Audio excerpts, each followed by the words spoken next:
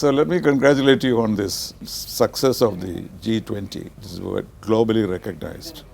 Not only that, we projected India, showcased India, and also worked on very many issues relating to economic and social development, which is the main mandate of G20. Indeed. But I see it as an effort, I don't know whether you will confirm this, to reform multilateralism itself. Because multilateralism is a very conventional profession. And people do not move away from various rules and regulations and procedures set up by the United Nations. But here, a host has played a role which is no host has ever played before. You take it on and give a motto, carry it on forward, and without waiting for each person to come to a consensus on the theme. So that kind of a change is very welcome in the multilateral field. Do you think this will have a lasting impact on the processes of the UN itself? Well, I think we've given the world something to think about. You are absolutely right, and someone like you who spends so much time in the multilateral world, to put it that way, that this is reforming multilateralism, I think is a very insightful comment. I would go even further. I would say in a way it is reforming diplomacy. That you are taking diplomacy out of the meeting rooms, out of the airports and hotels and conventions. You are taking diplomacy really to the people. That when you do these 200 plus meetings in 60 cities of India, expose people to culture, to the traditions of that particular venue or region, connect them up, and not just center it around the delegates, but actually generate a popular enthusiasm. I mean, I have, and I am sure you will not disagree with me, I mean, in my entire life I have never seen our country certainly associate itself with a foreign policy endeavour in the manner in which this has happened over the last entire 1 year. And foreign policy was left to New Delhi kind of thing. Absolutely.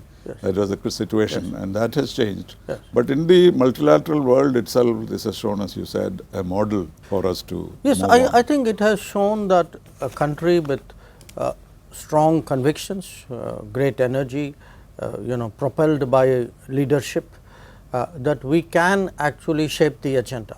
That the agenda does not have to be decided by the West or by the P5 or by a narrow 1 or 2 countries. That if you see at the very start of this exercise, by doing the voice of Global South, bringing 125 countries together, straight away we started shaping the agenda. It was very clear to people within the first month that look, India is going to take this G20 in its presidency in a very different direction and in the right direction. This was the direction G20 should have been on after COVID, but for various reasons it did not go there. If you look in terms of actually the outcomes of the G20, the agenda of the G20, we are discussing very fundamental issues today for the people of the world. You are discussing growth, sustainability, practical things like where are the resources for today, for education, for nutrition, for health. Not just climate change and no, but even for climate change. Climate change not as a argument of words, but climate change, which is where is the money? At the end of the day, we need to have that conversation as well. Debt. Because that funding part, they have moved away from it, the developed countries. So you remember in Rio de Janeiro, they are talking about $350 billion. We never saw that. So we are today also holding people's feet to the fire and saying, look, you signed up to this, we remind you of this.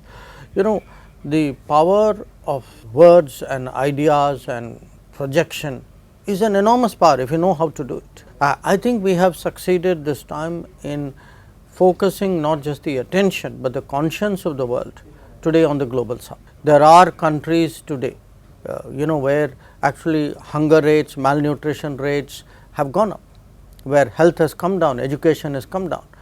There are countries whose social fabrics are under stress. If you like this video, please like, share and subscribe to our channel.